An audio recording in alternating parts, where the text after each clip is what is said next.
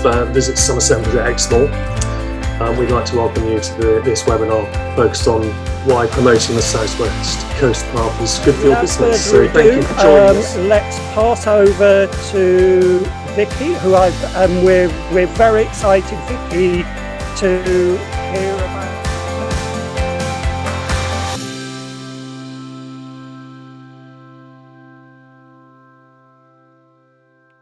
So the England Coast Path is the latest national trail. That means it takes advantage of the acorn symbol. Some of you might be familiar with that from the Southwest Coast Path.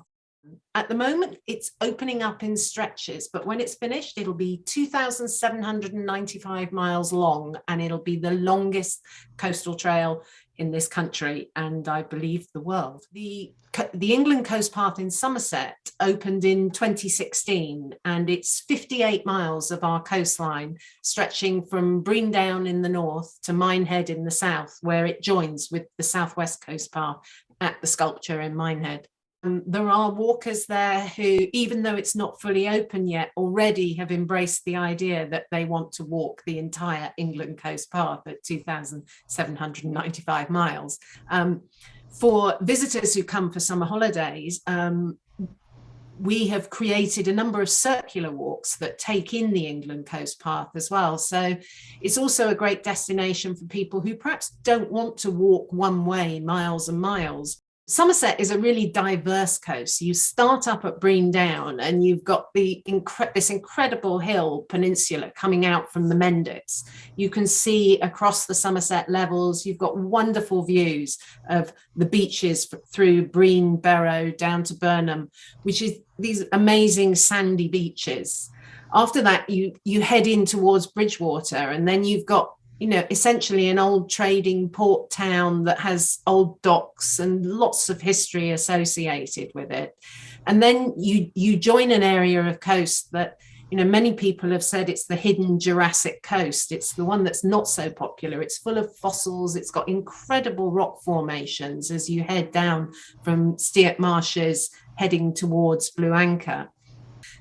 So many places to visit and see in Somerset on the coast. There are so many resources out there that businesses can use. The best starting point is to look at the National Trails website, but also we have a page on somerset.gov. You can also get information from Visit Somerset, who have a website that covers lots of the walking in the area. Many of our circular walks are on there to download, and it gives you an idea of some of the attractions and where to go and what to see, and also some accommodation options to find out about.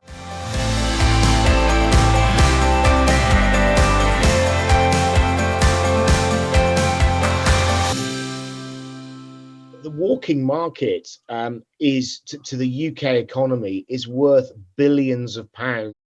If you think about it from an environmental and sustainable approach, it's also a fantastic way of getting some free enjoyment whilst not impacting the environment to a large extent.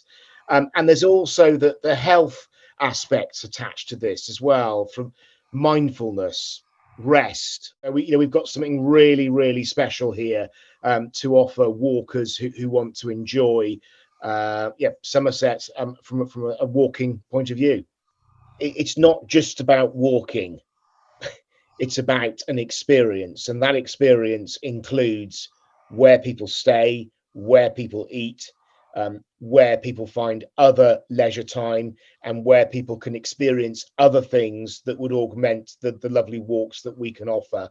And that is about economic as well as social value, and it's huge.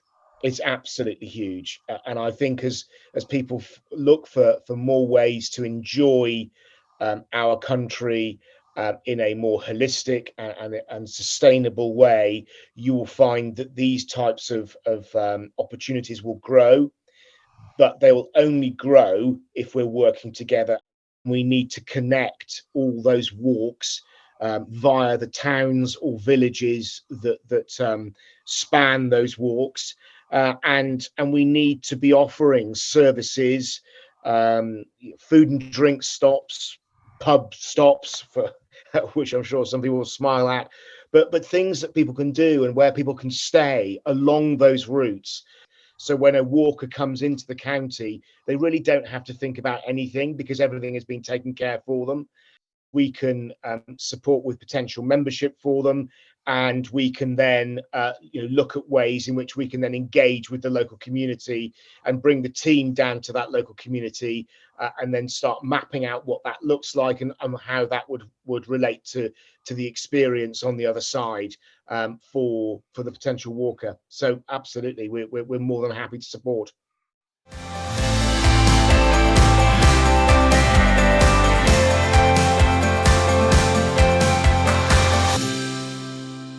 We run the Old Cider House in Nether Stowey, which is a 4-bedroom guest house.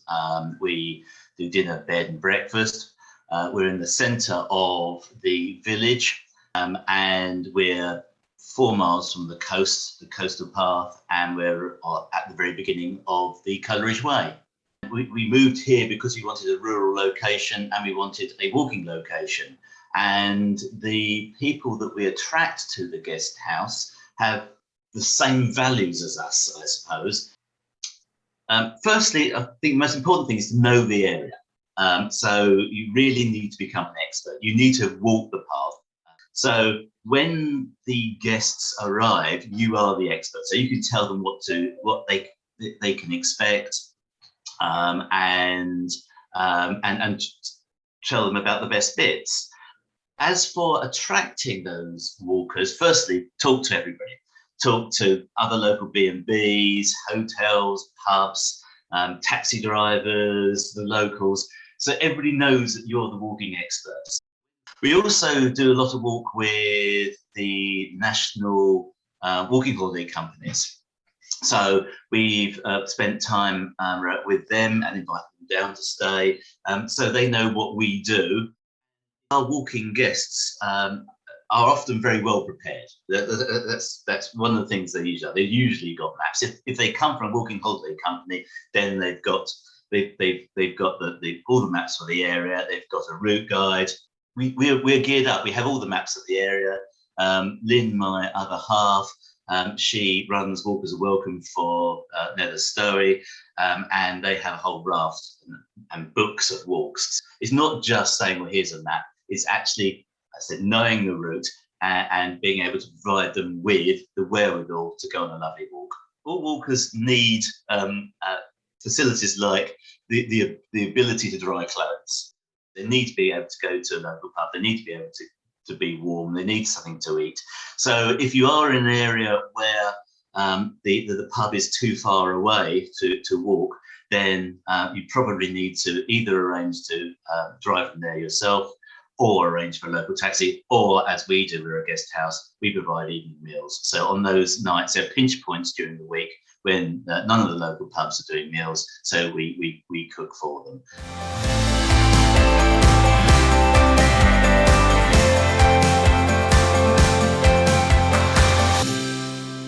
Walking plays a massive part on Exmoor. The coast path plays a massive part in the visitor economy on Exmoor, and really our website is testament to that. Number one search is things to do and natural attractions. Number 3 is walking routes. Number 8 is get active. And number 10 is things to do on the coastline. The opportunity for business on England's coast path is massive. As well as national, we've got an international visitor attraction here. So all these people that are walking the route need somewhere to stay, they need somewhere to eat, they need somewhere to drink, they need somewhere to shop. This is a stop-off destination as walkers progress along the England coast path. So working with like-minded accommodation providers is a massive part of the visitor experience and the success for businesses. Walkers are really looking for all the additional services, if you like. So actually towels, people prefer a bath rather than a shower. They need a long soak after a heavy day of walking. Water refills, offer packed lunches. In this part of the world, the public transport and taxis need to be planned very much in advance. So have all that information to hand. And also working with luggage transfer companies. There are several that operate along the coastline. Try and make it easy. Try and have a whole package for walkers. And another thing, early breakfasts, because in the height of the season, walkers tend to like to be out by 7:30 or 8 o'clock. Don't make them wait till 8:30 for breakfast, please. On our business support hub is a myriad of information to actually cater for the walking visitors. So please take a look at our website.